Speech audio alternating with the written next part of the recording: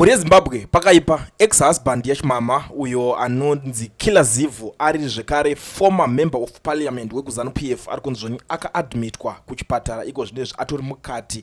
Zivu anozikanwa nembiri yekunyanyisa kusapota iye pamafactional fights ari kuitika muZanu PF, iye anenge achisapota VP Chiwenga. So situation pakatoipa because ndaona vanyora anenge mafamily members ake vachitedzera kuti zvoni one day that was meant to be ordinary.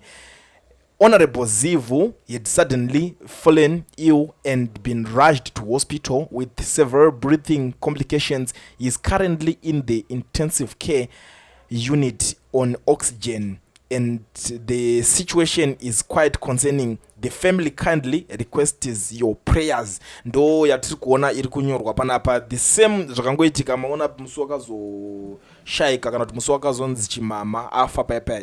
This is something zvakangoitika zvekuti family ndo yakazobuda ichinyora kureva kuti even iye Zivu wacho haasi kutoziva kuti ozvifambisa sei, haasi kutokwanisa kunge achicommunicate achitaura nemhuri yeZimbabwe iye pache zvake. Zvinhu zvinongorwadza zvinosiririsa. I always tell people kuti especially in 2025 kune vanhu vaya vari kuda kushuvira kuti vari kuda kuramba vachiita zvematongerwo enyika. It's like uruda kukriticize, uruda kuita sei, pakuda kunyatsoziva pekutsika, because kune dzimwe team nyika especially nyaya dzemudanga dzinokwadzisa zvakanyanyisa. You never know, hauzoziva kuti pauri kuzofamba pacho, pauri kuzoenda kunodya, uri kudya nani, pauri kuzonodhakwa, uri kudhakwa nani, pauri kuzonotandara uchiita sei, uri kutandara nani, pauri kuswera vanhu vacho, even vanhu vari kuita nawo business chaivo. You never know kuti zvinenge zvichinyatsofamba sei. As long as vakaona kuti you are a threat, unenge uri pama 1 nguva yako inenge yatoita sei, unogona kukatwa at any given time. This is something that is happening.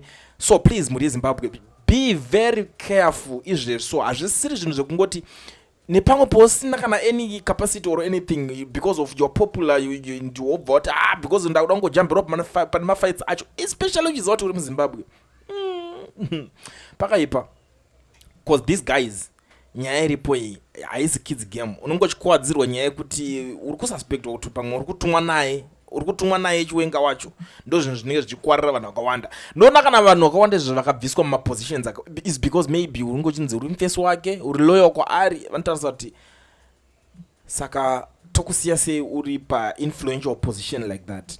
Munongoziva nyaya inongoitika papolitics dzamuZanu PF ndedzekungoelementana at any given time. Autoziva vamwe vanhu even kana vakatofa chaivo, autoziva kuti ninga akanyatsofireiko, akafa seiko, chii chakazoitika.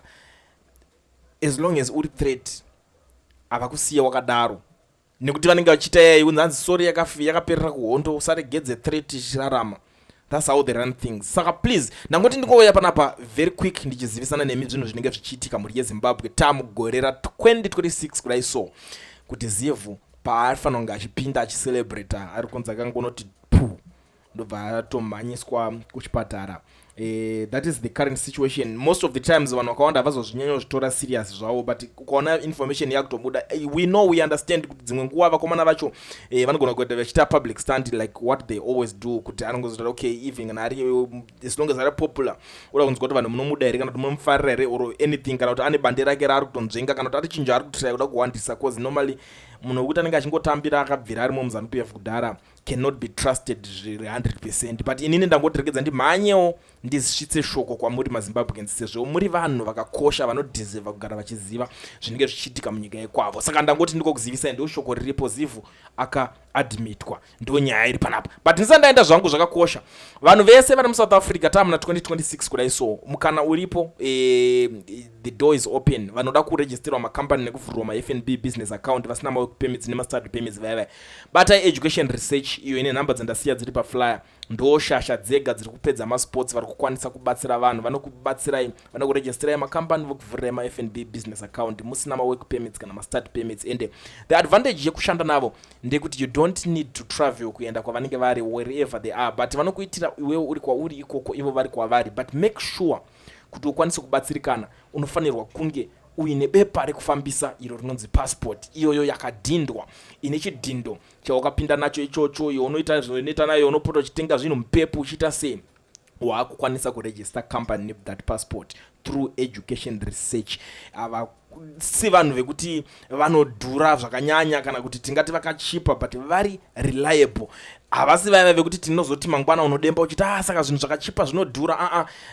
zvinhu zvekuti zviri pakati nepakati, vari affordable, reliable, unonyazoroverwa basa rako nemazvo, ende vanhu vekuti vane nguva varimo.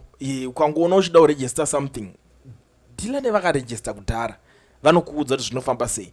Koitawo vamwe vari kuti shungu vanadzo dzekuti tiri kuda kuregisterwa makambani acho, asi hatina mabusiness ideas. Ndezvipi zvatingaita mana 2026? This is the right time. Batai education research. It's not kuti unganhingirikina iwo taura navo yoti inini ndine a certain idea yekuti ndoda business rakadai, saka please tangai mambotomboregisterawo ndozopinda mazviri. Vanokubatsira futi because unozati iwoka as long as watomboregister business ideas vanozokuudza kuti chini chinoranwaso. Unozati pakuwana kana maconnections pepe, tanga wamboregister company first yo, wobvurirwa FNB business account first yo. Ungoti inini ndine idea yekuti ndanga ndiri kuti muconstruction imomo zvanyore because wakukwanisa kulingana vanhu vari muconstruction business. Zvanyore if you are a security guard, wakukwanisa kulingana vanhu vari mungirini kudhara. Chakakosha kutombotanga watombonoregister first, kutombovabata, utomboitirwa, utombovhura zvako. Unoona kuti gore rineri harizombofere gore rakaoma kwauri. So do the rightful.